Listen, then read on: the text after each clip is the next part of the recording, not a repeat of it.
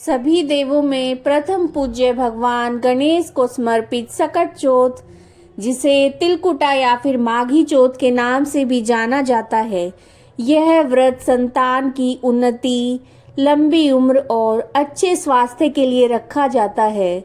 इस व्रत को करने से संतान को सद्बुद्धि की प्राप्ति होती है और जिनकी संतान ना हो वे भी इस व्रत को अवश्य धारण करें। अब जानिए कि सकट चौथ का जो व्रत है वो किस दिन रखा जाएगा।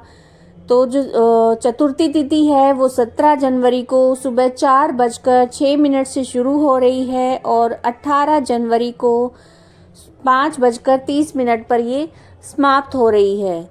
तो जो पूजा का जो शुभ मुहूर्त रहेगा वो 7:15 से 11:12 तक है। उदया तिथि में यानी कि 17 जनवरी को सकट चौथ का व्रत रखा जाएगा।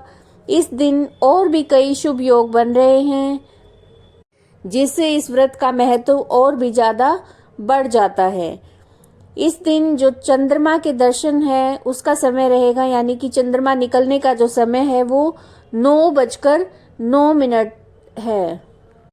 तो इस दिन आप चंद्रमा के दर्शन करके, चंद्रमा को अर्घ्य देकर और तिलकुटे का भोग लगाकर इसके बाद आप भोजन इसमें करते हैं, यानी कि जब आप इस व्रत का पारण कर सकते हैं। इस दिन विशेषकर भगवान गणेश जी की पूजा की जाती है। गणेश जी को तिलकुट और तिल के लड्डू का भोग लगाया जाता है। जब पूजा करते हैं तो उस समय तिलकुटा अवश्य उसमें रखा जाता है और उस पर कुछ पैसे रखे जाते हैं।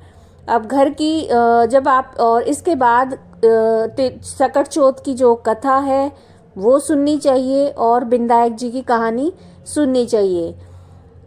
और घर की जो बुजुर्ग महिला यानी कि घर में आपकी सास या जेठानी है, कहानी सुनने के बाद उनके पांव छूकर उनको पैसे दें और उनको तिलकुटा का जो प्रसाद है वो उन्हें दें। अगर आप किसी और पंडिताइन से या किसी से भी बड़ी महिला जिससे आप कहानी सुन रहे हैं उनके पांव हाथ लगाकर भी उनको आप पैसे दें और उनका आशीर्वाद लें। अगर आपको ये वीडियो उपयोगी लगी है, अच्छी लगी है तो इसे लाइक कीजिएगा, शेयर कीजिएगा और चैनल को सब्सक्राइब कीजिएगा।